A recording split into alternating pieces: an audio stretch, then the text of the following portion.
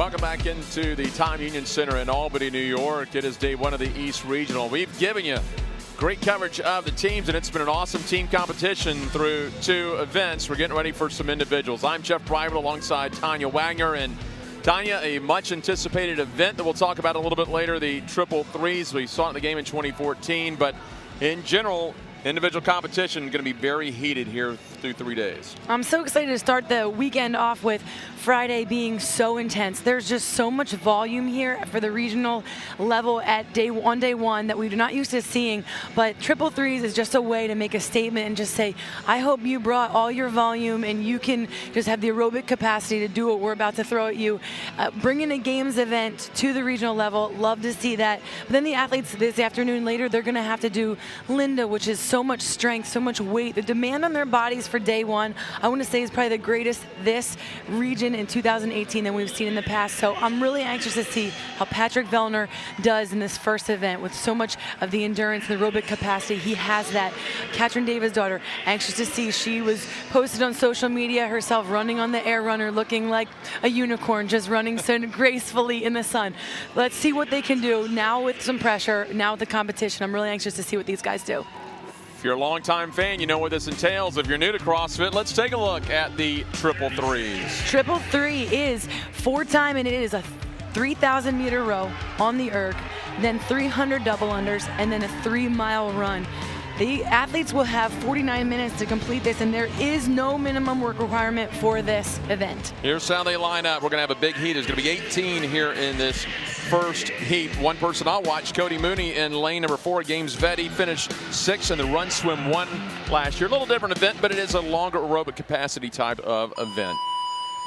We are underway, and here come your athletes on to the Concept 2 rowers. They started out with 3,000 meters. They start with a 3,000 on their monitor. They cannot get off until it hits 0. So you can't get that old last pull and hope it just rolls on over. The athletes should start out at a relatively comfortable pace. This is a long event, and you can see right now they are going slow, and I love to see that. In 2014 in Carson, when we saw this the first time, the athletes went way too fast for the row, way too fast for the double unders, and we saw some ridiculous running carnage that we've never seen at the games, with people just cramping and falling, and it was just a mess of the final 3 miles. So hopefully they watched the videos, they went back to the games and kind of saw what happened and took some advice. What we're going to do is let you enjoy this event, the first 3,000 meters. Tanya and I are going to check in throughout heat number 1, update you on the standings, update you on the progress here.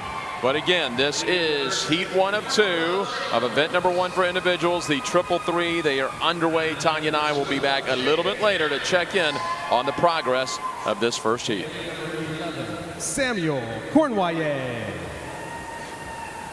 Lane number 10. Daniel Viget.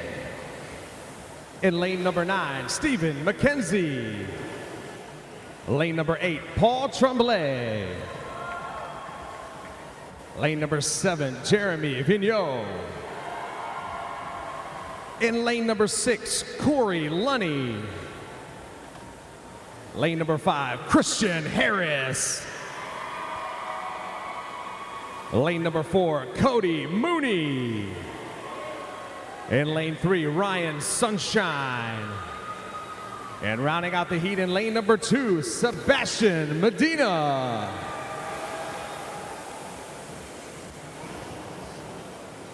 So as they get those Concept 2 rowers moving, working through the first of this triplet, a 3K row.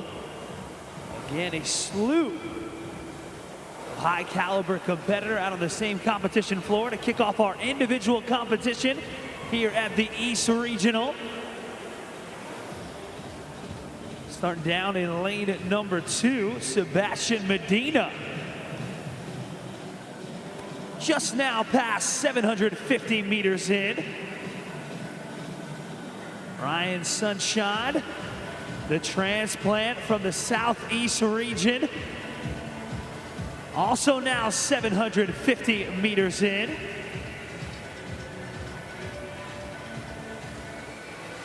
Last year's rookie at the CrossFit Games, Cody Mooney, coming up on 900 of the 3,000 meter row.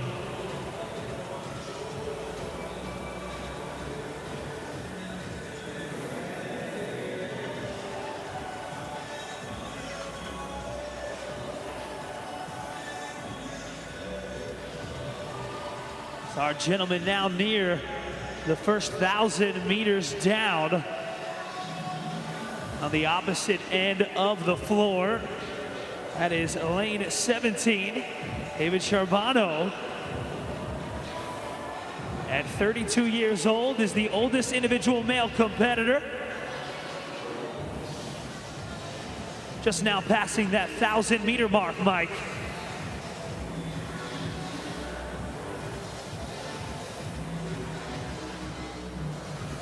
A lot of buzz across your social media platforms when this event was announced. We've seen it before in the CrossFit Games. A little bit different twist as we're indoors on those assault air runners. A leg burner for sure. A lot of time allotted for this event, 49 minutes. Give or take your level of rowing skills. Anywhere from maybe that 10, 11, 12, 13-minute time for a 3K row. Our 300 double unders to follow, and they'll break those up into 100 rep sections before they will mount up onto that assault runner for a 3-mile run. And you mentioned, Mike, people doing it at home. How about those people that have done it before, like back at the 2014 Reebok CrossFit Games? A couple 2014 veterans out here on the competition floor. Most notable, lane 14, Mr. Craig Kenny, with a time that year of 34 minutes and 47 seconds, albeit they did indeed run outdoors, but that was good enough for 10th place overall at the Games. As he seeks for a similar position, if not better, here at the East Regional, making his reappearance at Regionals after taking a couple years off. It looks like our gentlemen are more than halfway through that row now. Less than 1,500 meters across the board. Gonna try and find you our leader out on the floor. Lane 7, Jeremy Vigneault, younger brother of Alex. Almost 1,900 meters in.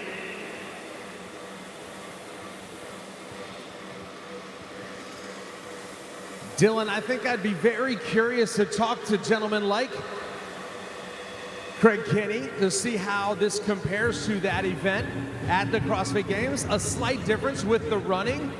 We've had lots of conversations lately about that run. If you haven't tested it on that assault air runner, how does that differ from a road race? If you're not a very skilled runner, maybe you're gonna weave and wobble all over the road, but that runner, you've got to be straight and true, and it's going to benefit that good quality running technique. Well, I can tell you that Craig, the fastest rower out on the floor right now, pulling at a 1:44 pace, right there with him in lane 18 with less than 1,000 meters to go. Michael Ruggieri of CrossFit Buffalo.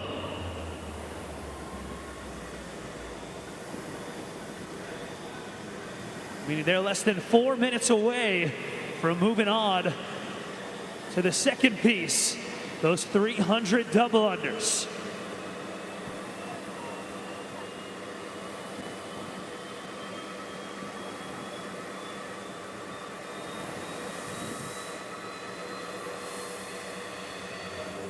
I loved watching all of our athletes as they led up to these regional events. Throughout your various social media platforms, games.crossfit.com, watching those athletes test out these events Whether it's go hard on the row, save it, put a little bit in the gas tank for the run, a lot of different variations. Some of your top athletes testing this out multiple times.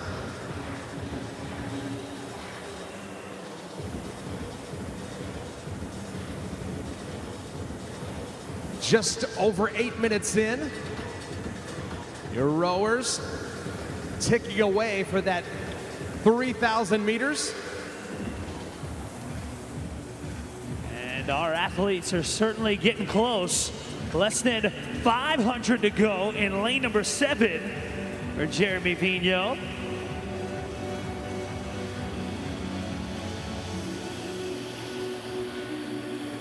Less than 500 to go for Craig Kenny. And also less than 500 to go for Michael Ruggieri. So they're going to be your 1, 2, and 3. Vigneault, Kenny, and Ruggieri, at least through the first portion of this event. Michael Ruggieri, for example, coming up on 350 meters to go.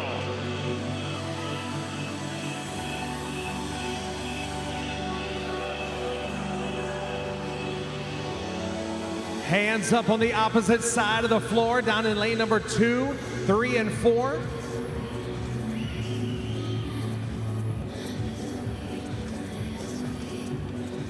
Cody Mooney now with less than 250 meters to go. Look for these athletes to move on in no time at all, less than a minute. We're gonna see them head under the ring into their double under jump ropes.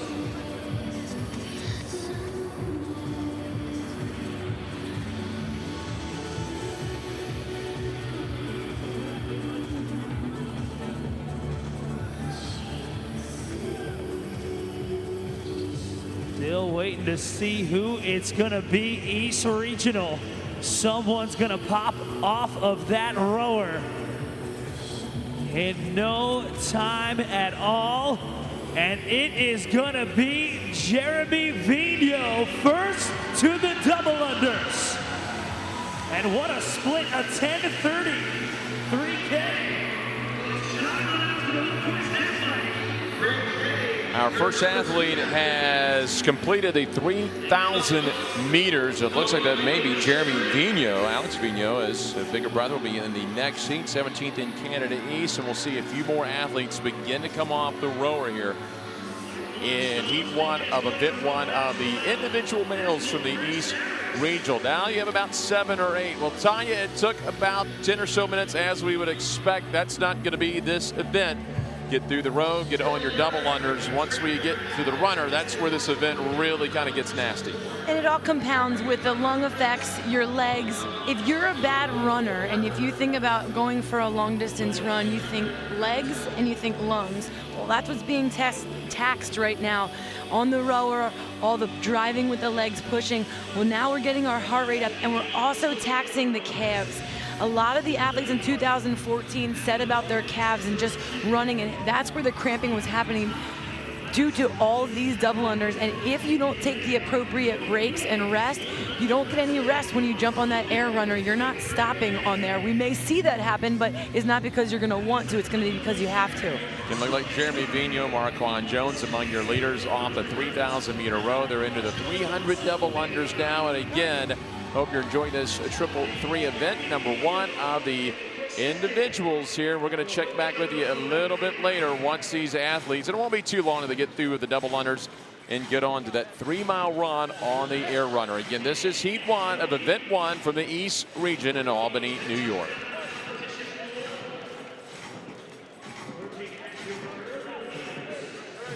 They know facing right in front of them, 3 miles on the assault runner still to go.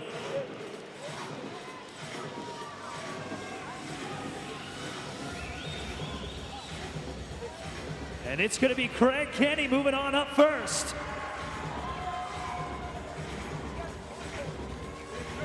As will Mooney. Cody Mooney and Craig Kenny remain your 1 and 2. Now Marquand Jones moving into 3rd place. And now Michael Ruggeri behind Jones. So as we get ready to see our athletes hit those assault runners, you're going to be able to keep track of their progress. That marker is going to move up every 400 meters. So prepare to see the progress.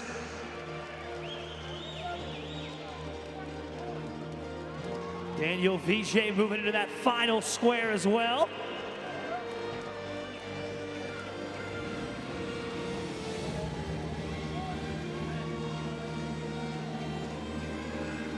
And ladies and gentlemen, make some noise for Craig Kenny.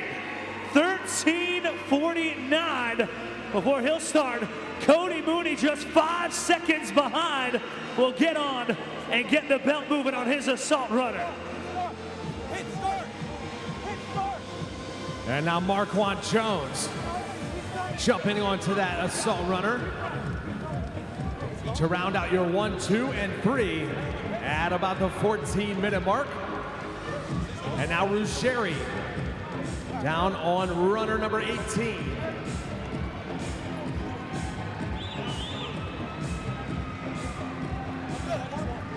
Christian Harris onto the runner. Jay Adams now onto his assault runner.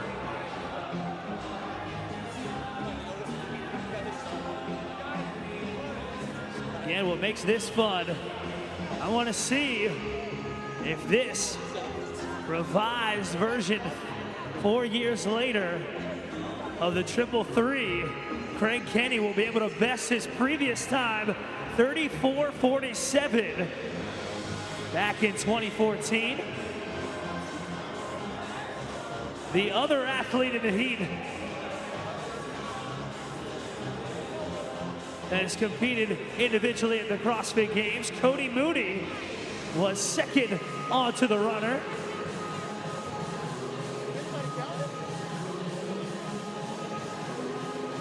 Now it's going to be Ryan Sunshine joining the pack on the runner as well.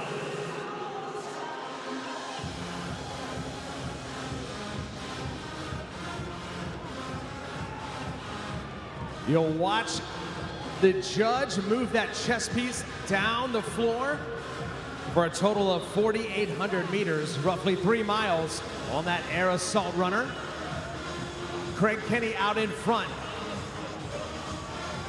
And now the middle of your competition floor, moving all at the same time.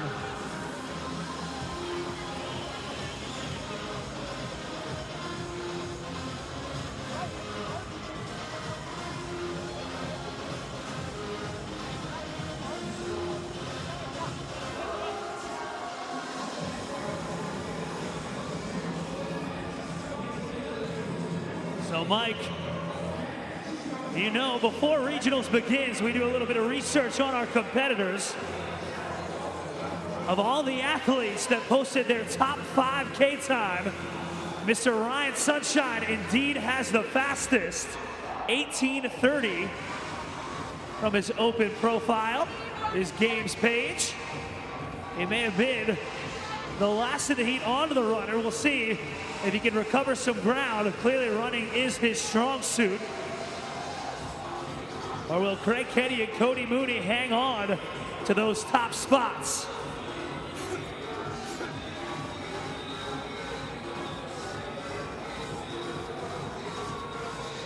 .1,200 meters in for Marquand Jones.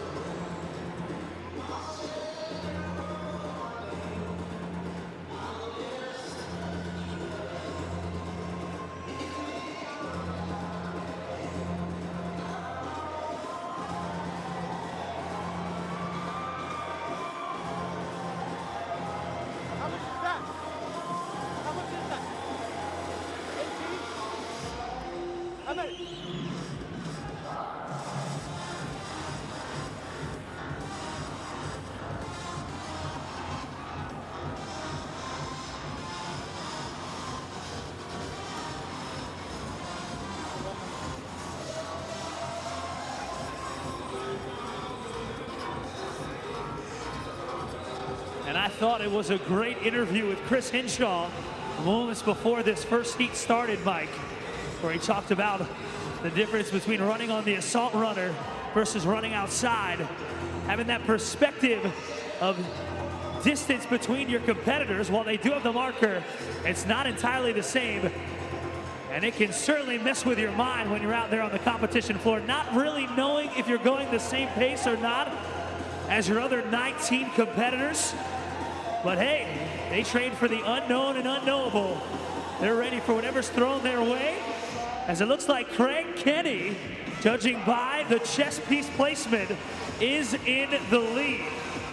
Marquand Jones not far off though, and the lane over also advancing their chest piece.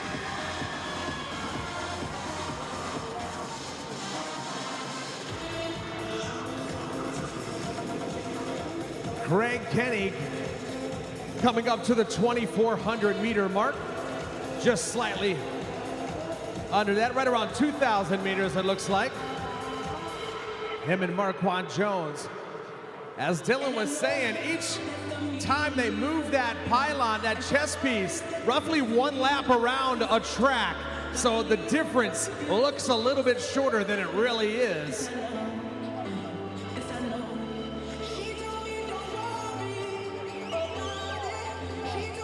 I'll tell you, I tested this one not too long ago.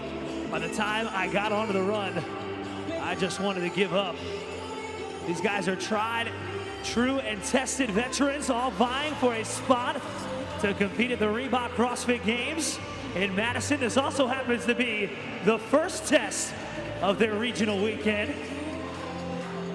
And right now, Craig Kenny and Marquand Jones are stepping up to the challenge, both with at least 400 meters between them and the rest of the pack. I keep going back to that 2014 performance, 34 minutes and 47 seconds, as we're now past the 20-minute mark. Craig Kenny, more than a mile in.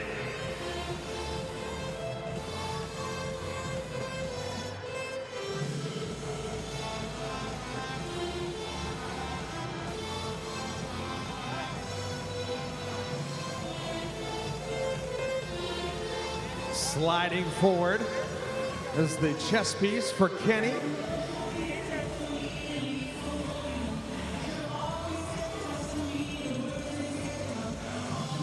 Craig Kenny racking up a lot of accolades as a veteran competitor. One of only 9 competitors, if you remember, Dylan, back in the day, the 50s. That was an intense event. One of 9 competitors to ever even finish that workout, that event.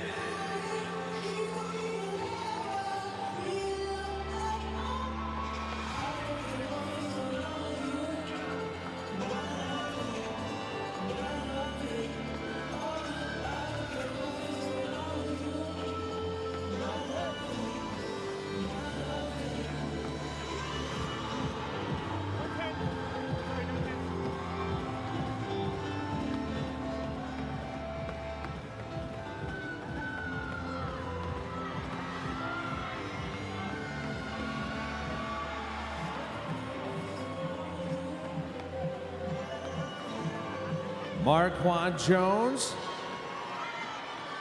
right there behind your leader, Kenny, center of your competition floor. Getting rid of that top layer. Moving on to that CrossFit jersey. That's what I call no shirt. That's a CrossFit jersey. He's got enough wherewithal to take his shirt off, Dylan. I would only have enough power to signal an ambulance.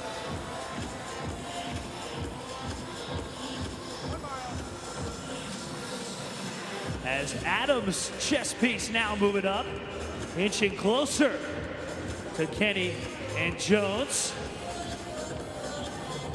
And just a spot away.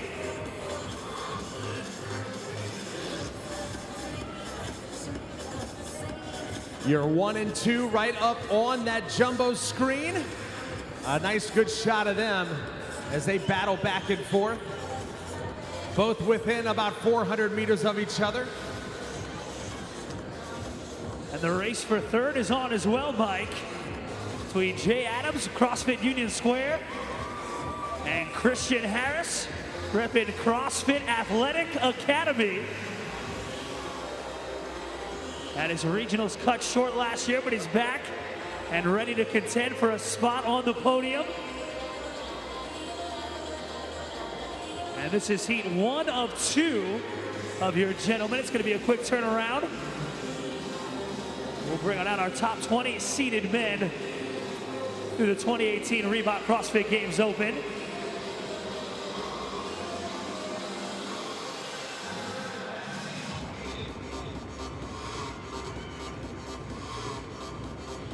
Tristan Majorano now 2,000 meters in.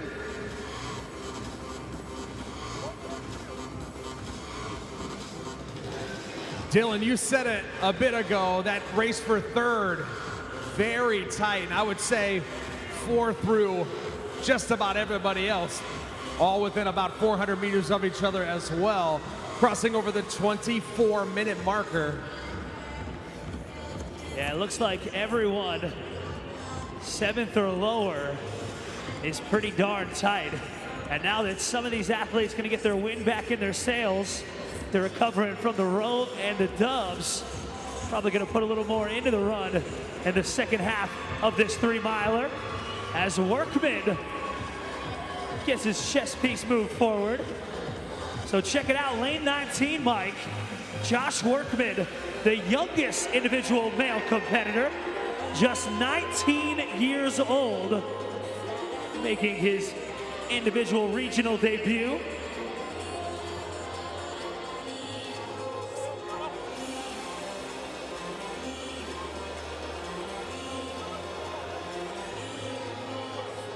And as I mentioned earlier, on the contrary, the opposite end of the spectrum, David Charbonneau, 32, the oldest individual, just a lane between them.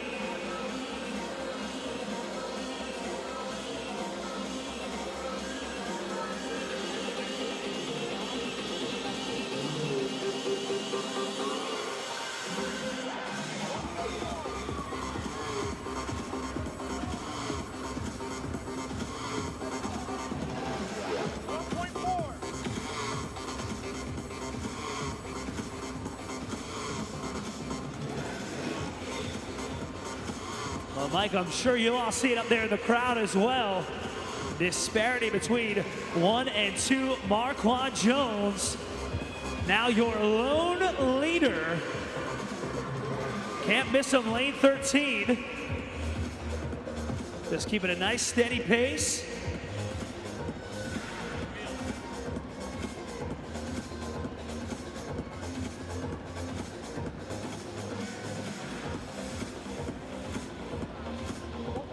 Again, for them and for you, their lone indicator of perspective as to where they're at in the heat. Very different than running on the road, as Adams appears to have moved into second. So Jay Adams, Marquand Jones, looking to set the time to beat.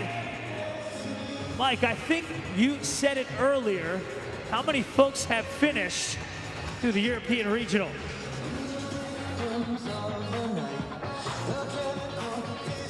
I don't think you caught me there. I think the number was 9. 9 finishers thus far through the European Regional.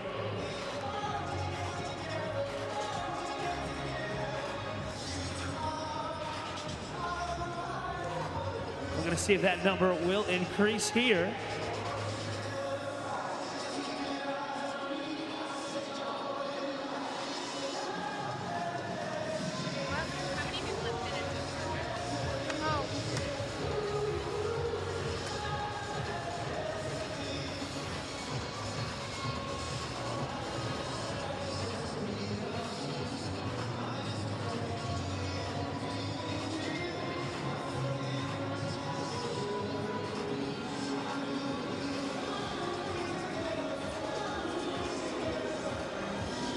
So again, folks, 2 athletes separating themselves from the pack. The race for third has just gotten tighter as Chris Harris has his chest piece moved into the same position as your leaders. That would place him in 3rd overall.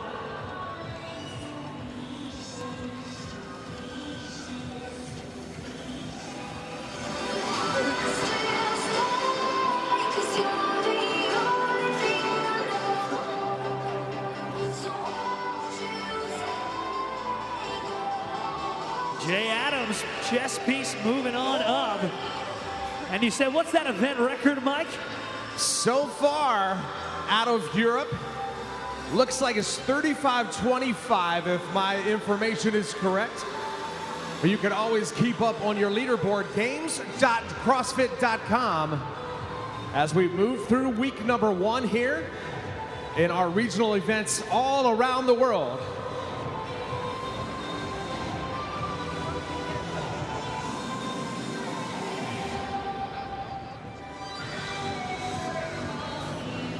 And there goes another chess piece. Moved on up. Adams, Jones, and Kenny, signifying they have completed 3,200 of the 4,800 meters.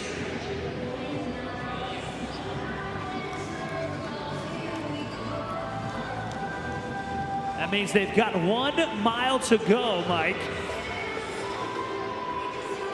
So we'll see if that top time will stand through the first of 2 male heats.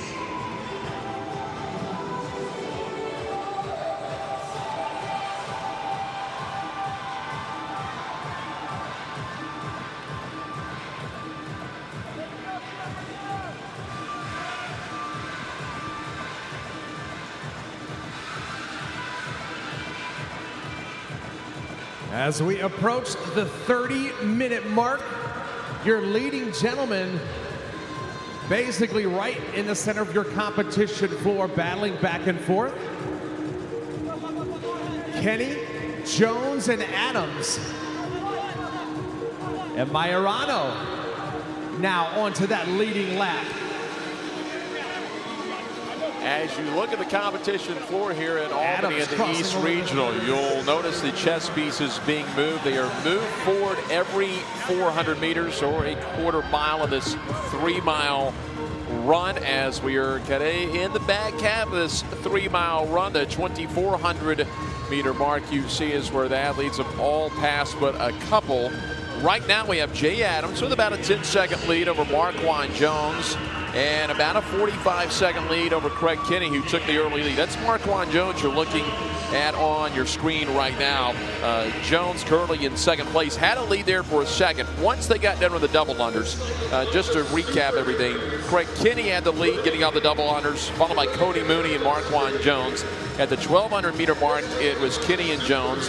Once they got to the 2,400 meter, Kinney maintained the lead, but Jones had closed the gap, and Jay Adams started to really make a move in this event. Then Tristan Majorano was sitting in 4th place, but now Jay Adams has taken the lead again, followed by Marquand Jones and Craig Kinney. And Tanya Wagner, of course, joins me, the 09 champ, and it is just a long 3-mile run here. This is where the event is in the triple threes. And the most exciting part of triple threes back in 2014 was the final sprint. It was the final foot race to the end. It's not going to be as dramatic because it's going to be on the runner. So it will be really important for these athletes to really push, because they won't know exactly where their fellow competitors are. But we were nearing that part, and I'm anxious to see. When I first heard this announcement and heard that it was going to be this event and it was going to be on the runner, the end was what I was wondering, what is this going to look like? Here are your leaders right now. Let's talk about these guys. Jay Adams on the left, shirtless with the navy blue shorts. He's in lane number 12. He is 16th in the Northeast out of CrossFit Union Square, New York. He's 30 years old, 5'10", 195 pounds. He's been on a team in the regionals 5 times. He's been an individual once. Marquand Jones in lane 13, shirtless with the gray shorts there. Right now, Jones in second place, 17th in the Northeast out of CrossFit Roseland of Roseland, New Jersey, 28 years old, 5'11", 200 pounds, finished 9th in the Southeast Regional back in 2014. And then Craig Kinney in lane 14, right side of the tank top, black shorts. He's a familiar name and an interesting story. I'll tell you about it here in a second. 18th in the Northeast out of Brantford, Connecticut, CrossFit Brantford, 31, 6 foot 203. Was at the games in 2014 where he finished 11th. He's got a football background, in a regional veteran. Back in 2014 in the 50s workout, which started out on the rower, then went to box jumps, deadlifts, ring dips, then you backtracked it back to the rower. One of only 9 people worldwide to finish the 50s in 2014, which I thought would play well here. Now, he got out to a blistering pace, Tanya. We saw him on the run, was way ahead, maybe got out a little too high. Well, he was also the only athlete who went to the 2014 games in this heat. He finished the triple threes when he did it in Carson in 34 minutes, 47 seconds. So he had that experience. So I have to imagine that played into some of that confidence going into this event. He knew how it felt back then. It's years later, but he was very aggressive coming into the run, and I'm sure some of that had something to do with it. And that was your 3 leaders. Again, Adams, Jones, and Kinney. But all of a sudden, lane 19, it's going to be Josh Workman who is taking the lead. And Workman is down close to finishing this thing. And we're sitting at a 34-minute mark. The event record earlier today in Europe was Sigurdur Pasterson in 35:25. So he's going to have an opportunity here. And again, it's Josh Workman in lane number 19. He is shirtless with the gray shorts, 33rd in the Northeast, out of Norwalk, Connecticut, CrossFit Norwalk, just 19 years old. He's our youngest male competitor on the individual side. That youth is just showing us right now some of the other younger athletes, but 19 is the youngest. He is able to hang off of this long event. Would you believe this young man has collapsed both lungs, got into CrossFit, just loved it, and right now has an outside chance maybe to set the event record. And that's the thing, when these kids at 19 years old have been CrossFitting for majority of their teenage life, and they come into where they are developed and then they can compete at this level, and they're old enough to compete in the individual competition. It's so impressive to see what they're able to do just because they've been doing it for so long. It's such an important stage in their development. Greg Kinney, Marquand Jones right behind him, but there's your leader right there on the very front of your screen, Josh Workman. He's got about 10 seconds for that event record, but he's looking for an event lead here and a heat win. He has got just the 400 meters remaining. One more time around the track for old Josh Workman here on the Assault Runner. What got Josh Workman here was the fact that all of those individual men that went team declined their invitation. So he was sweating that out for some time when they were figuring out all the leaderboards and who was getting invited. So what an accomplishment to be able to make it here and then make a name for yourself in this heat, coming in from at the very bottom. And until this last 1,600 meters, the last mile, really wasn't a guy we were watching. He was hovering around the 5th or the 6th spot. We were all watching Jay Adams, Marquand Jones, Craig Kinney, but Workman whipped the lead. Now Kinney and Jones are also on their last 400 meters as well, but Workman had about a 30-second lead on Marquand Jones and Craig Kinney. So Workman starting to look down at the monitor, which also tells me and over to his judge that he is nearly done. And all of a sudden, Craig Kinney out sprinting. Craig Kinney will come in. He will be in at 36:22 and Marquand Jones. So Workman, who took a brief lead, all of a sudden, Craig Kinney, with that regional and games experience, knew he saved some of the tank for that final 400. That's the push, and it's exciting because we don't know who's going to step off first once their chest piece is moved, but very exciting. That's so impressive for Craig Kinney to keep that pace, keep that push. First one on the rower, or first one on the run, didn't expect him to hold that, be able to hold that like he did. So maybe Josh Workman made his push a little too soon there and then died out that last 400 meters. That's apparently what happened because Craig Kinney, I mean, he had a pretty good lead on Kinney and Jones, and both Jones and Kinney came in right around 36.5 minutes. So it's Craig Kinney who has the early event lead. He's going to walk it around now and get a little bit of a breather, and still waiting for Workman to finish things up. And again, Workman's still not down to his last, so Workman's going to drop down to 4th. But boy, Workman made a little noise for himself.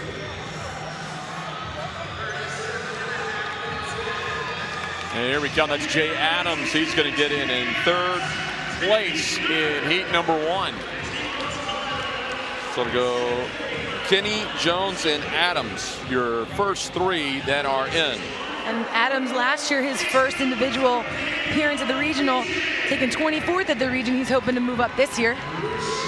Right there in lane 8-10, Mike Ujeri will come in. Now we'll see a few more people making their way across. I believe that was Samuel Carnier coming in. And now here comes Workman.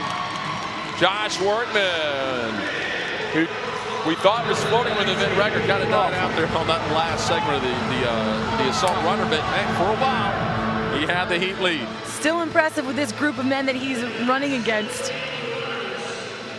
And not really knowing where you are. Different when you're out on the field, or different when you're out on the road and you can see exactly. And the feeling of passing someone, using that adrenaline when you're able to shift places or chase them down and catch them. When you are just looking at a screen and you see a chess piece moving, it is so hard. Not quite the same motivation. So again, as we just wanted to check in with you, it's Craig Kenny that gets the heat win, followed by Jones and Jay Adams. They were our leaders. We got a little noise there from Josh Workman, but it begins at Holtz, Kenny, Jones, and Adams. A nice little sprint there in the top lanes in 4 and 5 as Harris and Mooney. Mooney, a games vet, again 6 on the run, swim, run a year ago in Madison. So just want to check in with you, update what's going on here. This is Heat 1. Tanya and I will be back for our full coverage of Heat number 2. But right now, you get a little less than 10 minutes remaining in Heat 1 here of Event 1 of the individuals.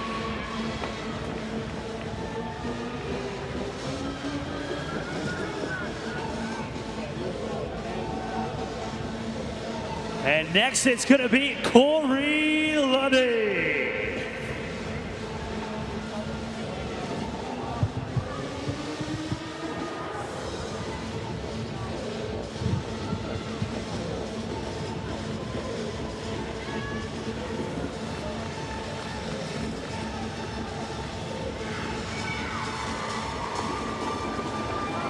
Majorano able to run across the line down in lane number 16, right around 40 minutes.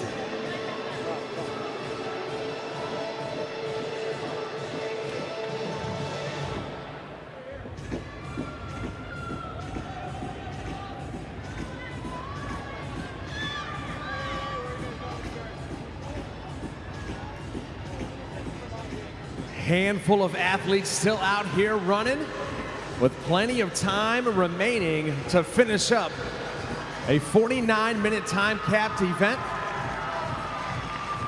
And next it will be Bean Yo wrapping up event number 1. And next, Ryan Sunshine.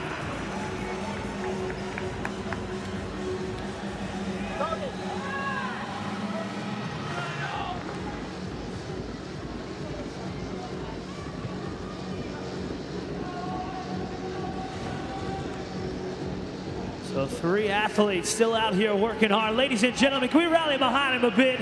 Let them know you're behind these 3 competitors. The start to their regional weekend. Looking to wrap up. Lane number 8, Paul Tremblay. 5-time regional competitor. 1-time individual CrossFit Games competitor. Did this event in 2014. Out in Carson, California. We got our next finisher, Mike. Charbonneau able to come across the line right around 41:50 for David Charbonneau.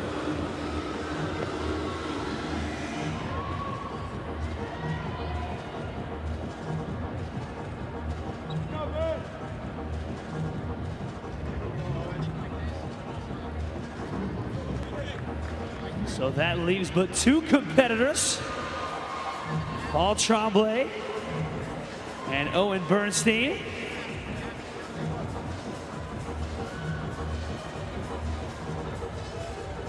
Looking to close this thing out with about 6.5 minutes remaining on the time cap.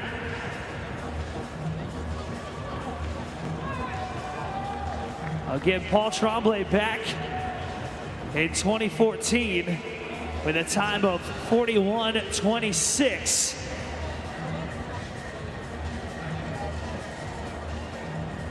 Well into his last 400 meters now.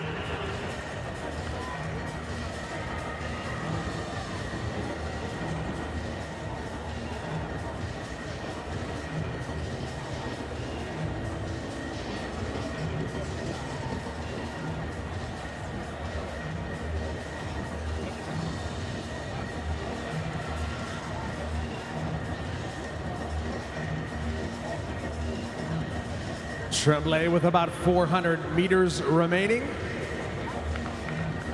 Less than.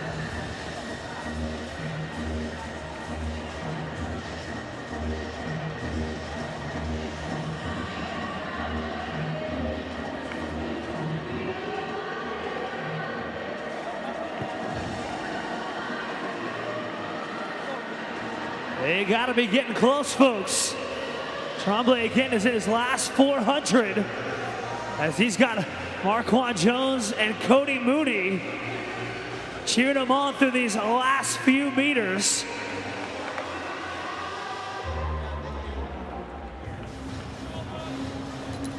Five minutes remaining, Dylan. 5 minutes to go.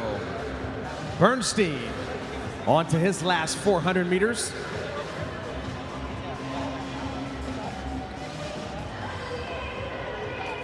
There's the hand up in the air for Tremblay as he starts to leg it out a little bit more. Again, the game's veteran with now just 2 fingers in the air. Ladies and gentlemen, let's make some noise for him as he heads down the floor. Paul Tremblay.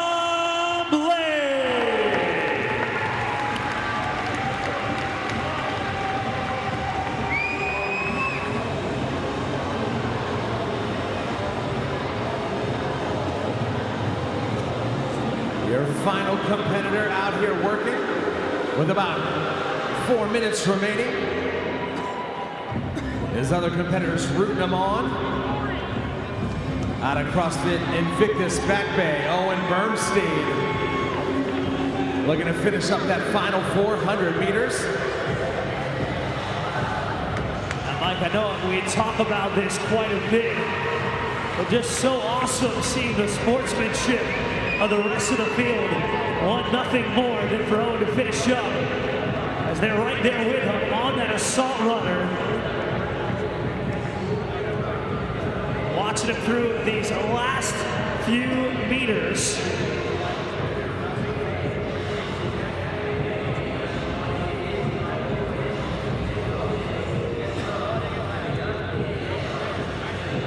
That is what it's all about, folks. 46 minutes in, 3 minutes to go, but Owen's not going to need it. You can see those legs picking up some steam.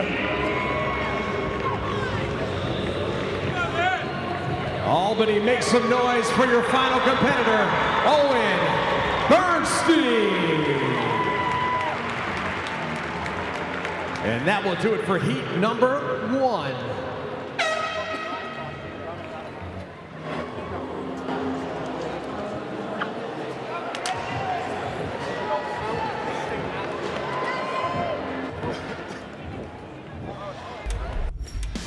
Heat 1 of event 1 is now complete as we get set up for heat number 2 of the triple threes inside the Time Union Center in Albany, New York for the CrossFit Games East Regional. I'm Jeff Private alongside Tanya Wagner. We'll hear later from Nick Zielinski on the competition floor. So that's how things set up here as we take a look at a big heat of 19 athletes. You'll see Devin Ford in lane 6 withdrew due to an injury, so unfortunately will not be able to start event number 1, but this is how they line up, and there are some of the heavy hitters right here in the middle lanes. Again, a heat of 19 total athletes, highlighted by Patrick Vellner in lane number 12. He is a 2-time podium finisher in the CrossFit Games, and everyone wants to see if he is going to grab the bull by the horns and take this regional as the favorite.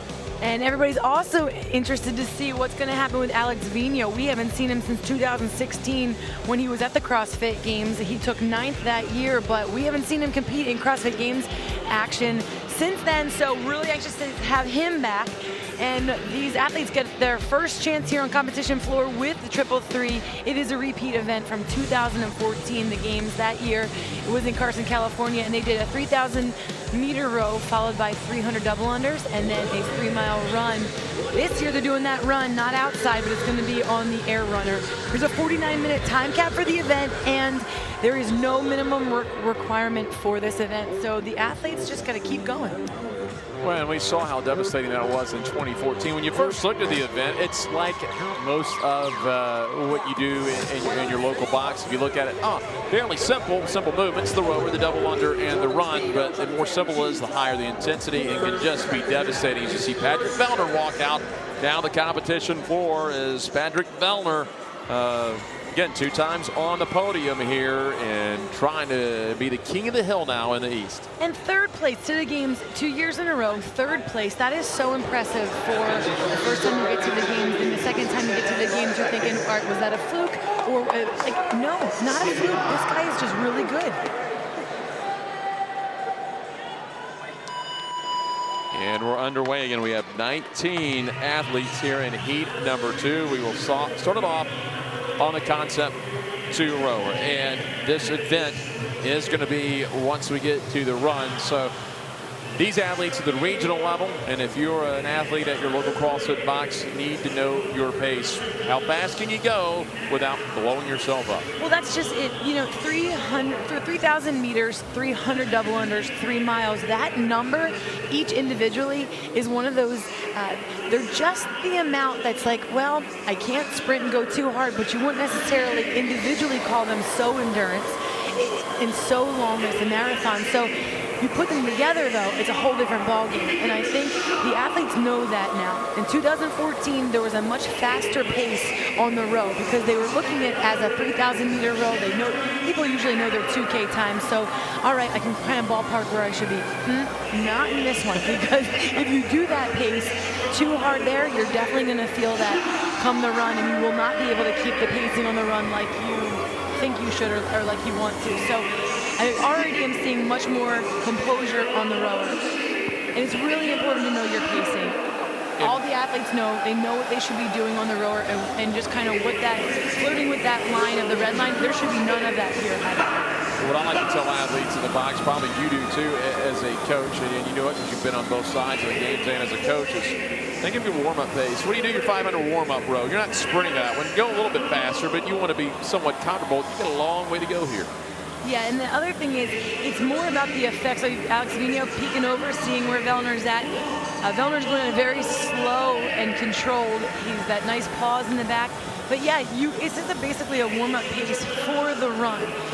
Because the difference is, a lot of athletes you see, when they're doing their workouts at home, the air runner, and if you have any type of equipment that you're a runner of any form, you're not usually doing distance on there. You're using it for a 200 meter, maybe a 400 meter. You jump on there, maybe a mile to start a workout. But in an event like this, where you're 3 miles on it, that's a really long distance, and there's a much different effects of that than it is when you just go on a normal run outside. Matching Reebok shirts, Vino on the left, Vellner on the right. Those are 2 of your favorites. It'll be interesting to watch this dynamic.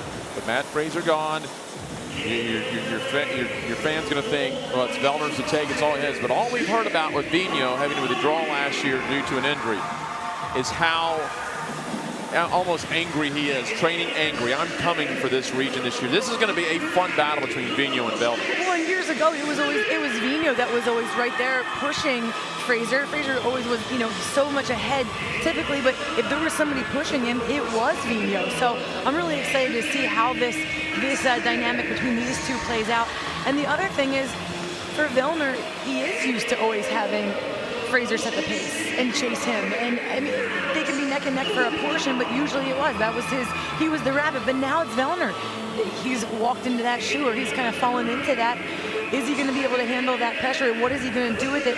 Personally, I think he's going to be just fine. I think he has such great composure, and his mental game is so strong.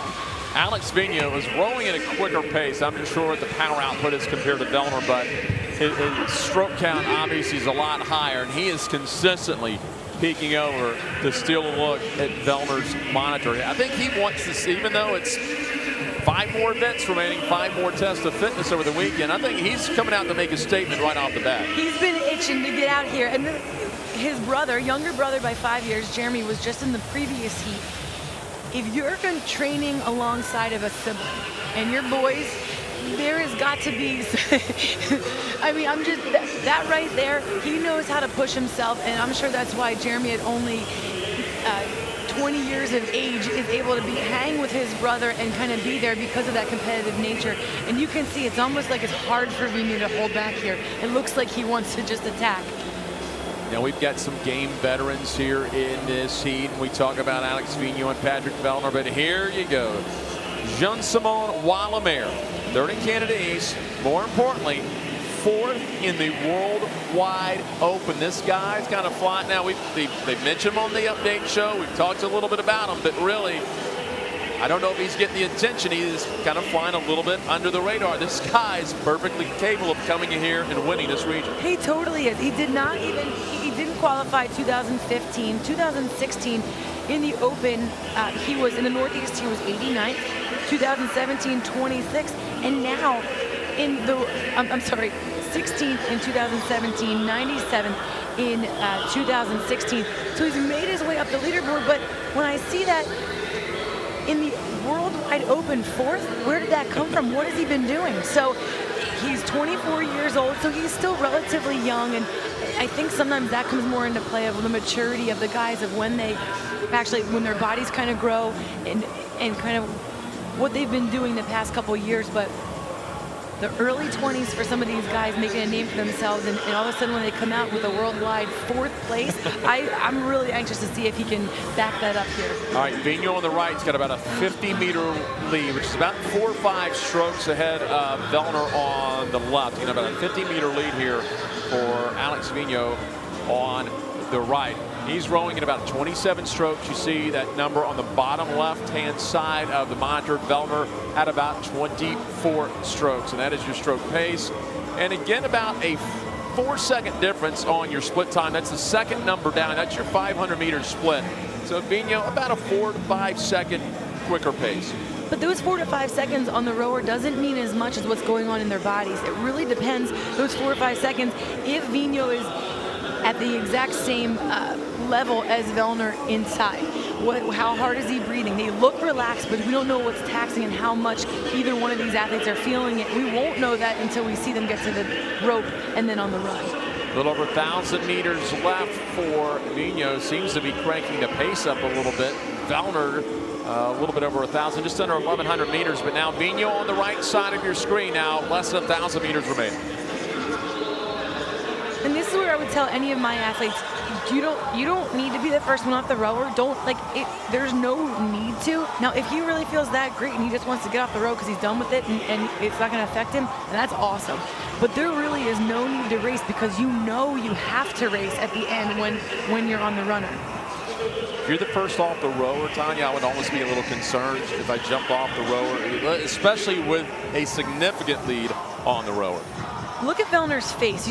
You can see, like, even when you watch his chest when he breathes, there's really no struggle. It really does look like a recovery row or like a really just easy warm-up row. Nice big deep breaths.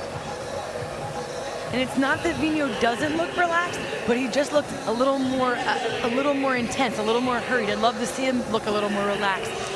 That's a little scary when you look over at Vellner and look how calm and cool he is. Well, I think Vellner learned his lesson. If you saw the documentary that HQ put out, The Redeemed and Dominant, on the assault banger, when the specific point when Vellner talked about, I looked and I was the only person getting off the bike. I was like, uh-oh, I know how this ends. So he's learned his lesson here.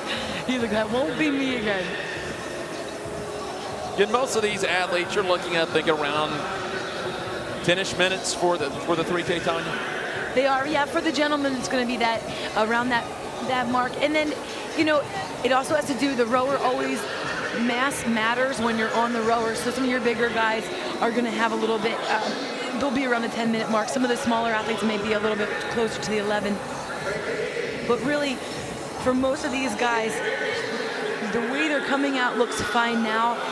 It's going to be really, to get through the next portion of this event is really just not to mess up. I mean, it's not so much your pacing on the double unders as it is just don't screw them up, because all these athletes are capable and qualified to do double unders. But when you have 300, that's just a volume thing, and really you just need to just kind of stay settled, stay relaxed as best as possible.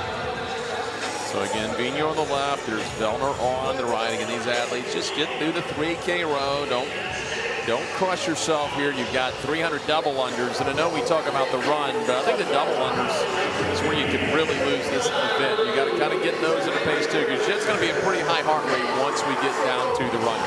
Well, and that's just it. It really is. It's going to tax your heart rate, so it's not really a can or can't. It's how fast to push them, because you can make them hurt you, kind of like the rower. You can make the double unders hurt you so much more than gain it.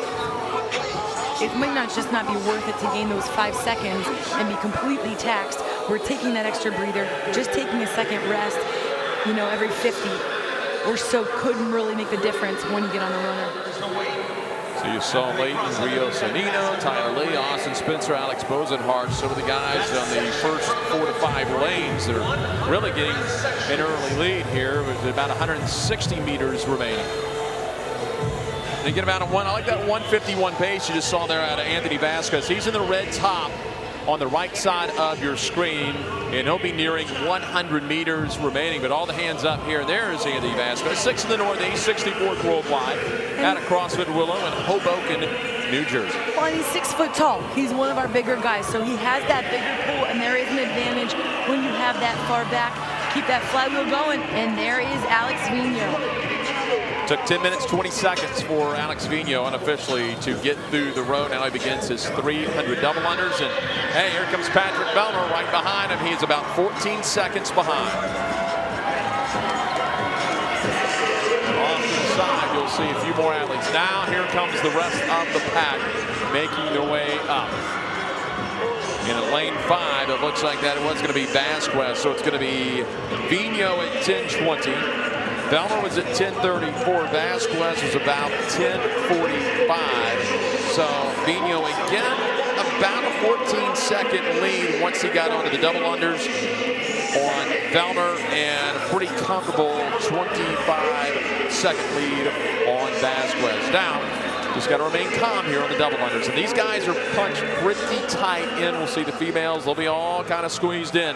Got to keep those hands in. Vigneault took the break when he had to at the 100 rep mark. Every 100 reps, the athletes have to advance. Vellner stopped. I believe he stopped probably around 50, but he took a deliberate break, and I think that's really smart. Vellner again is trying to maintain his pacing. Drop the rope. That probably wasn't the game plan, but the pacing, the strategy to pause there and keep his heart rate so different. They are just neck and neck. Ooh, and they're getting close with their hands. Just got to stay in your lane here, because that is very close. So Sigurdur Bastarson, 35:25:02, way in under the time cap. What a blistering pace, considering you've got 49-minute time cap in this. Showed that guy has some lungs. He definitely has the capacity, the lung capacity. Earlier today, and it's unofficial, is Craig Kinney taking heat number 1. And we look down in lane number 3, and that is Austin Spencer, 8th in the Northeast, out of CrossFit FF in Portland, Maine. 25 years old, 5'10". He was the fittest man in Maine in 2017. 6 last year. He's 5 points from the games. Back to Vigneault. This looks like he's cruising along right now. And Vellner having a little issue with the rope. I think he hit behind him. May have got Jean-Simon Wallimer. Vigneault just is on a mission. He is focused. He just looks ready to go. He should be down to his last few. I saw he judge's hand go up off to the side. Once we get these athletes on the runners, we're going to tell you more about how the floor's laid out, how you can keep up if you're watching this in the chess pieces. And there's Vigneault at 13:24. So it only took him a little over 3 minutes, about 3 minutes 4 seconds to complete those double unders. Now you can only touch those handles to get that initial push. You cannot touch the handles anymore. They're not allowed to touch the screens or the handles. Even if the screen doesn't pop on immediately, they're not allowed to touch anything else on that runner. Vasquez at 13:49, and now here comes Vellner at 13:52. So So Vasquez has taken second place by about 4 seconds over Velmer, but again, Vino had a 15-second lead on Vasquez. Actually, a little bit, no, that's about 15 seconds, excuse me, over Vasquez, and he's expanded his lead on Velmer by about 18 seconds. All right, now you'll see the chest pieces laid out on the floor. This is a 3-mile run. To convert that into the metric increments, that's 4,800 meters. They're the big black markers you see on the left side of your screen. 1,200 meters, they go 12, 24, 36, 4,800 meters. In between there are smaller markers that represent every 400 meters. There will be a judge that will move that chess piece along on the competition floor to help you keep up and help us spot and let you know who currently is in the lead. But again, it's Vino, Vasquez, and Velmer right now, the top 3 here in heat number 2 of the triple threes. We're going to have a little while here now, Tanya, so let's talk a little bit about the games athletes or regionals athletes, but let's talk about your CrossFit athlete at your local box. We all watch the regionals, we watch the games. We may know a regional athlete or a coach that may have been to the games, and boy, it's so fun to watch regionals and the games. I would like to try one of these events. I'd like to copy it, see how I need to scale it. For regional games caliber athletes, this comes down to the run. We saw it in 2014, we saw it this year. For your normal athlete, this might be a double under kind of workout that could really expand the time. As a coach, Tanya, how do you talk to athletes here about how many double unders do you need to do? Do you need to scale it? How's this workout going to go for you? This event, first of all, is a great one to replicate at the box. It is one that everybody can do. Even if you don't have double unders or you're not proficient at them, you can still scale this one great. It's a great aerobic test, and it's an event that you can really get a taste of what the athletes are going through. Even if you're not at their caliber, you can put a time cap on it, work within their time domain, and kind of feel what they feel, and then you can get an appreciation of what they really did out there. So first, you can scale those double unders. If you don't have 300 or the 300 double unders would take you a half an hour to get through, you need to scale them. So maybe even scaling 100. 50 for some people, but really you need to take no more than, I would say, 3.5 to 4 minutes on your double unders. So if you don't really know what you can do in that time, before you do this workout or redo this event, then you would give yourself a test with double unders, do them for about 3 to 4 minutes, see about what the ballpark is. If you're at about 150 to 200, go ahead and do that then. Jeffrey Adler here in lane 18 has jumped out now, 8th in Canada East, 98 worldwide, out of CrossFit Wonderland of Montreal, Quebec, just 23 years old, 5'9", 189 pounds. So Adler now has overtaken Velmer, Vasquez, and Vino. As you take a look at his monitor, counting the meters, a little over 1,100 into this thing. Boy, it looks like it's just chewing the meters up, unless you're the person on the runner. Then it looks like the meters are not going. It's a different perspective whether you're watching and you're the one running. It's hard to pay attention as the athlete to see, because there are 20 men out there. So it's hard to know exactly who's moving what chest piece, and when they get farther down the lane, where exactly are they? So you really do need to be aware of multiple things here. It's not as easy as just running next to somebody. You know someone just passed you, so now I want to as long as I can keep my eye on them, I know where they are. It's not quite like that. And Vino just calmly trying to breathe, keep the head up, let those lungs expand. Most of the athletes about 1,000 meters into the run. There goes Vasquez. He's going to be the first, followed by Vino now. Those are your first 2 athletes right around 1750 that are into the 1,200 meter mark. Here comes Velmer as well. There's Vasquez. Again, he's the first one to move that chest piece, so he is in the lead. Not by a lot, though, maybe by a second over Vino. Only about a 10-second lead, I believe, over Velmer. So 3 athletes, and there's Adler. He now has his moved across. So your top 4 are Anthony Vasquez, Alex Vino, Patrick Velmer, and Jeffrey Adler. Your top 4 right now here in heat number 2. Again, a 49-minute time cap in this one. Now 36:30 was our time earlier today for Craig Kinney in heat number 1. And that was an interesting race. We'll see it here.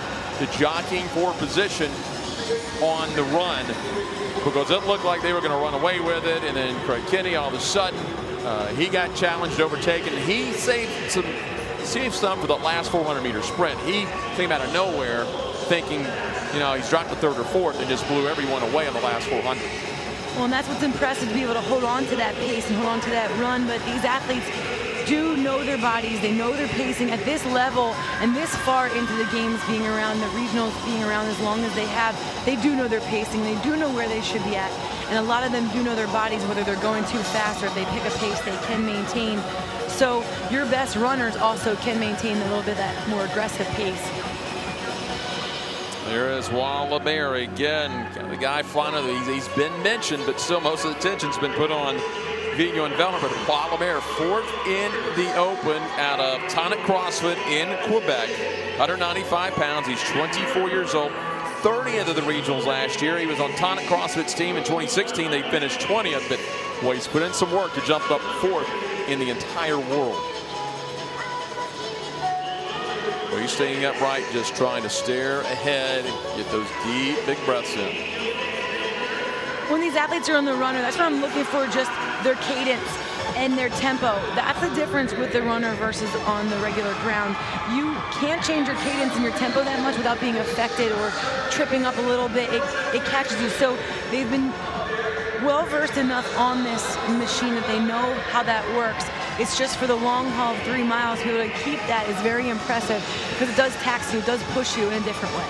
For those that have played around with the triple threes at your local gym and you don't have one of these assault runners, it's a different beast. You're getting through your run on flat pavement or ground, wherever you're running. If you've not had a chance, and these are you're starting to see these in more boxes worldwide, but still several don't have these. If you've never had a chance to get on them, you're not going to have any trouble going fast on these things. You're trying to slow it down. And that's usually because people just aren't as efficient with their running as they are with some of the other technique, because you can move, you can still be moving on a flat ground, and even with poor technique, you can still be covering distance. Doesn't mean you're running efficiently or properly, but when you get on a runner like this, it shows again your weaknesses, shows if you're not an efficient runner, because it is that much harder. Well, two guys we want to talk about here. They're going to have something to say this weekend. We're two veterans from the 2017 games. On the left side of your screen in the yellow shorts and the gray top, that is Michael Palaba. He was second in the Northeast this year. CrossFit Exceed out of Greenwich, Connecticut, 22 years old, 5'9", 195 pounds, 31st of the games last year, qualified by 5 points over Austin Spencer for the 5th and final qualifying spot. Tim Paulson there, shirtless of the black shorts in lane number 10, a games vet from last year too. He finished tops in the Northeast, 9th in the world in the Open out of CrossFit Palace in Ithaca, New York, 28, 6'1", 215 pounds, 19th place finish in Madison. 5-time regional athlete. He is coached by David Carbonneau, who is also in this regional. Carbonneau was just in the previous heat, and looking at those numbers, again, I have to go to the Worldwide Open for these guys. Tim Paulson, 9th in the world. Michael Palomba, 11th Worldwide Open. These numbers are incredible for athletes that have been to the games just one time. So really, the second year to the games, the second time after that first year, you really get that confidence. There he is. It's Jeffrey Adler. Gave a big smile and a wave to everyone. You do not often see that in a test, an event like this. But Adler, the regional rookie, enjoying things right now. Now, experience pays off in these things, so hopefully Adler doesn't get out too hot. But right now, he's enjoying the heat lead by a few seconds. He's happy to be here. That's what that smile was about. You usually don't see a smile on the air runner either, but that's just rookie right there. That's okay. That's the grin. That's allowed. Well, coaches have told me if you're not enjoying what you're doing, this is not sustainable. You have to enjoy your fitness, whether you're doing it in the box or if you are doing it in a competition. Tyler Lee here, 9th in the Canada East region out of CrossFit Resurrection in Barrie, Ontario, 28 pounds. Is a regional rookie. He was 106 in the Open worldwide. So that is pretty stout to be just outside the top 100 in the Worldwide Open, which featured well over 300,000 participants. Well, and that's it. You know, that also gives you that confidence each year. Not only are you comparing yourself against your own region, and there's so many changes at the regional level as the teams come into the the regular RX competition, but then also when you can compare yourself in the world and you keep seeing yourself move up against these athletes that have been to the games year after year, it just builds that confidence. It gives you that boost that you belong here, and you get to see some of that translate when they actually get here to do their workouts. Pat Vellner currently in second place because Jeffrey Adler's got about an 11-second lead on him in this heat. And then we just showed you Tyler Lee a while ago. Lee about 15 seconds off the pace. So right now it's Adler, Vellner, and Lee. Vigneault hanging in there right behind Vellner. But again, Adler, Vellner, and Lee, your top three. And Adler with about an 11-second lead over Pat Vellner, who has overtaken Vigneault, who led this thing for a while. And that was what we were wondering. That's what I suspected. I didn't know with the deliberate breaks. Is that why he was doing that, keeping that pacing? I can only imagine that was his guess and what the plan was, but he didn't know. Also, you never know what Vigneault can do or what he was actually going to do. That's why any of these events, it's always about what you can do. These tests of fitness, you can't get caught up looking at what everybody else is doing. Just like when you have somebody new come into the box, everybody thinks that people are going to look at them. No, you have to be concerned with what you're doing, getting through your own movement, your own struggles. And that's the same thing here in the competition. You have to be aware of your competitors so that you know when to make a move, but you can't play somebody else's game. You can't go at their pace and expect to keep up and do the best you can do. Now, like Jeffrey Adler, he started clapping again, looking up. He's enjoying it. He is attacking this test. He's attacking the event. You like the now we talk about experience and don't go too crazy if you're a rookie, but hey, I like the reckless event. What did Matt Chan say that year in Test Fitness video? You know, take chances. Go for it. Take some chances. You'll learn more. When you take chances, you'll know what you're capable of doing, because sometimes you win and sometimes you learn more about what you're capable of doing when you do take those risks. And it's fun to see that. Sometimes it backfires, but when you're having fun, it really, usually the having fun part never hurts you. It's just more if you can have fun and stay in the competition and remember what the whole weekend is about. It remains Adler, Vellner, and Lee, but it looks like Vellner has closed this gap by a few seconds, and right there in third, Tyler Lee just cruising along. You're starting to see a little bit heavier breath out of Tyler Lee here. That's to be expected. Vasquez moves forward. Gervase moves forward as well. So again, Tyler Lee starting to see that heavy breath as these athletes are about midway through. Again, they move the chest pieces up every 400 meters. They're trying to equal 4,800. Lane number 17, Josh Gervase, is right now in the top 5. He has quietly started to move up. 7th in Canada East, 81st worldwide. Strongville CrossFit in Welland, Ontario. He is 26 years old. 10th in the East in 2017. So even though we haven't mentioned, he's definitely a contender here this weekend. Grew up playing Tremblay hockey and the Welland minor league hockey system. And he's got some regional experience. Moved up from 16th in 2016, 35th in the East back in 2015. So he has made some big jumps, a 9-rep improvement, and then moved up 16 spots from 26th to 10th last year. Go in the right direction, and that's just it. When you're not yet, when you haven't peaked yet at your games or at your regional, it's exciting to see some of these names and continue to improve with the competition level that's improved overall here in the East. So again, you got Adler, Vellner, Lee, and now Gervase, and Adler moves this piece forward another 400 meters. Vellner right behind him. He's closed it to about 2 seconds. So there's Pat Vellner. He has closed the gap. He has made up about 10 seconds on that assault runner. Nick Zielinski is on the competition floor, and he has watched Patrick close the gap. Yeah, guys, I was able to talk to Vellner as he was warming up, getting ready for this event. He said his game plan for this event was simple. Just learn from your practice and don't get too excited. It's a lot easier to stay in your lane, so to speak. You can't see who's where. You can't see who is where on your row or on your run. So just be consistent. He said an event like this is a little bit of an outlier in regards to classic CrossFit, so you can't get too high or too low. We saw Patrick Vellner get off the rower, very methodical, broke up his double unders, very methodical. He seems to have picked up his running pace a little bit, but he's never veering to his right or to his left. He's staying eyes forward, kind of look in that tunnel vision, and he hasn't moved, and he's close to taking over the lead in this event. Thanks a lot, Nick. Again, he's within about 2 seconds of Adler. Lee in third, but Gervase, and here comes Vasquez back. He had an early lead, a top 3, and kind of fell off the pace, but all of a sudden, Anthony Vasquez back. He and Josh Gervase moved their chest piece up at the exact same time. And now Alex Vigneault just moves up into this next section of 400 meters. So Vigneault's really started to fall off pace. Vigneault, his tempo, his cadence has also changed just a bit.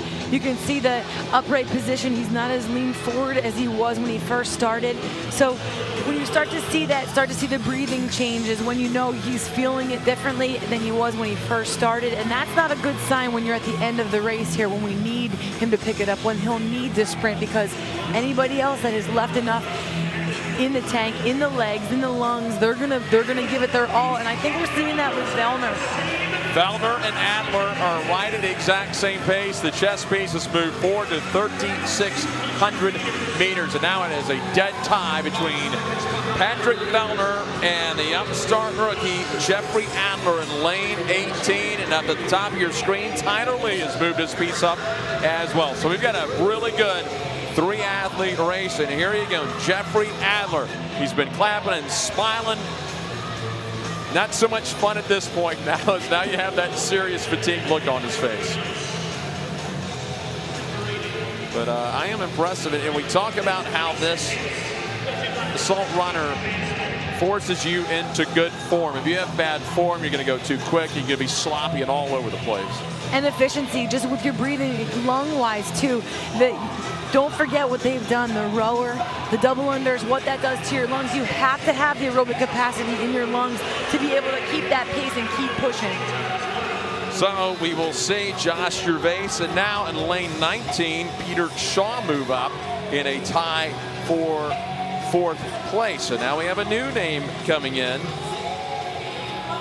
Peter Shaw, he's 11th in Canada East, and he's out of CrossFit NCR in Ottawa, Canada. And all of a sudden, he is starting to push forward. Again, it's Adler and Vellner tied, but there we go. Peter Shaw, 3-time regional, part owner of NCR, Paul Tremblay and Reza Mashkouri. He's on the seminar staff, has a hockey background, but hey, if you're going to train a Paul Tremblay, you're probably going to do all right here at the regionals. There is your event record from the Europe Regional again, 35:25:02. Everyone, I believe, looked at the leaderboard earlier today from Europe and just double checking. Everyone able to get in under the time cap. So again, Vellner and Adler moving it up at the same time, so they will stay tied here, and we're getting near the end. They're all past 3,600 meters, so it's your last mile here on the triple threes. Lee moves it up. He's about 6 seconds off. Lee could be lingering there, waiting for that last second push while everybody watches Adler and Vellner. And this is where, you know, what Nick just said that Vellner spoke to earlier is probably with 1 mile, it's tempting also to push because I've 2/3 done. I just one last final mile, but a mile still, that's a lot with the work that you've done. So to be able to hold back a little bit, and I'm anxious to see if Adler can do that and just maintain this and keep it for that last mile. He's looking strong, but just like previous heat, we weren't quite sure if. Well, Vellner just looks as calm as he can be right now.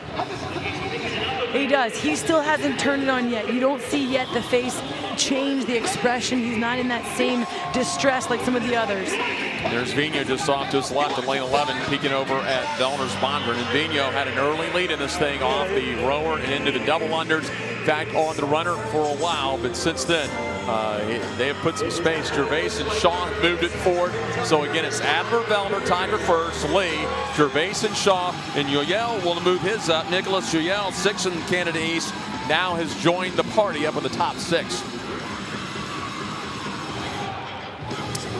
Hey guys, you know, we're watching these guys get through this event. We're 33:15 into this event now, and you can see the event taking its toll on these athletes. The body language of these guys has changed slowly. They're running slower, they're running more inconsistently, but one person who we've talked about already has stayed consistent. It's been Patrick Vellner. It looks like, to me, he's picking up his pace. He's gotten faster as he's gone on this run. So that consistency, that stay in your lane mentality he's had, it looks like it might pay off for him here in event 1. Well, it's Vellner who has overtaken Adler by 1 second, and Lee still hanging in there, about 5 or 6 seconds remaining. in that event record 35:25, so we're not far from it. A little less than 2 minutes, about a minute and a half. But again, Vellner has overtaken Adler, but it's still very close within a second. And now it looks like Vellner's starting to pick that pace up. He is, and his body language, like Nick just said, his torso is leaned forward. His head is forward, his shoulders are more forward than his competitors who are more upright. The more upright you are, think that's how you are when you're walking. But when you want to run, good runners are going to have that forward lean, and that is what he's doing. That's what's going to make this runner go and going to push him here to go faster. And the fact that he has that left shows he knew what he was doing, that he stayed in his lane. He kept that pacing and the consistency where he needed to for the majority of this event. Vellner in the middle, and here's Adler on the near side of your screen to your right. He is in second place by a second. They are neck and neck. If Adler has another push left, he could overtake him. Vigneault all of a sudden is caught up with Shaw, so Vigneault's pulled back in the third. Shaw at fourth, Gervase in sixth, because Lee is still lingering over in lane 2. I'm going to be excited to see if Lee makes a push, but here's Patrick Vellner again. See if he can get these early 100 points here in event number 1. Well, Vigneault had fallen off base, but he has kicked it in. Vigneault knows what he's doing. Vellner moves the piece forward at 35-14, and he has expanded that lead over Adler. The seconds ticking away. Adler moves his forward, so it's a 12-second lead for Vellner. He has kicked it in here over Adler. Here comes Lee moving his forward at 35 seconds, 35-35, so a 21-second lead over Lee. So it's Vellner's now. 12 seconds is a pretty significant lead with 400 meters remaining. And he continues to push. His feet, just the speed of his feet hit the tread. He's moving the arms. This is the sprint. It looks different on here, but this is the push. This is the sprint here at the end. And again, around 36:30 was the time for Craig Kinney. Against that's unofficial. You'll have to go to the official leaderboard at games.crossfit.com once we have finished this event. But right now, Vellner at least is looking like he's going to take the heat. I'm not sure if he'll have the event win. We'll have to wait till the officials number come out, but it looks like he's going to have the heat win. And now, for the first time, you really see Vellner in the middle on the screen, really leaning, really making that hard push to finish this thing off. He saved it when he needed it, and we're just waiting for him to step off. All of a sudden, Adler's hand goes up down at the bottom of the screen. He may have saved it. Waiting for the judge's hand to go up. Lee's hand is up at the top of the screen, but it's going to be Patrick Vellner. He is going to outrun the rest of the heat. He is in, and he will have the heat win at just under 37 minutes. That was Vellner versus the event. He did not care what anybody else did. 20 lanes out there. He worried about his lane, his runner, his double unders, and his rower. Here comes Lee. He will finish second, just a couple of seconds ahead of Adler. So about 37:20 for Lee and about 37:22. These are unofficial times for these athletes.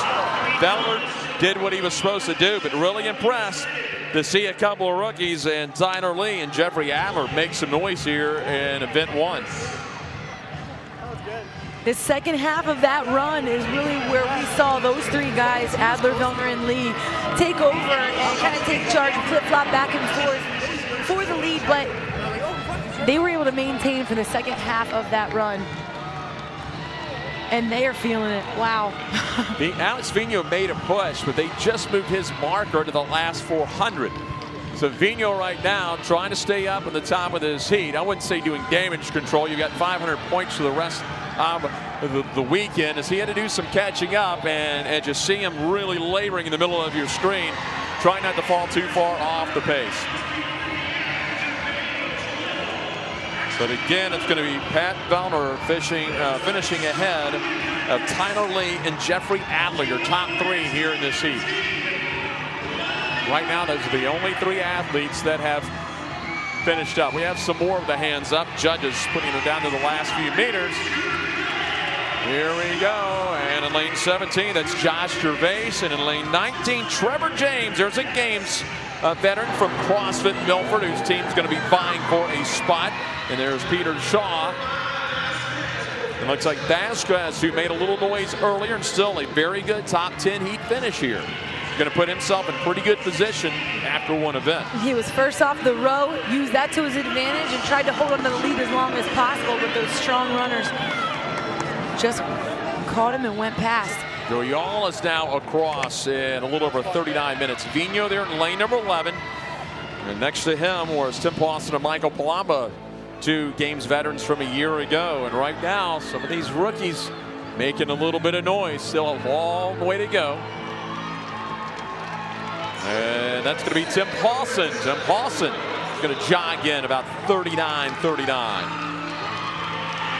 Little foot race to the end.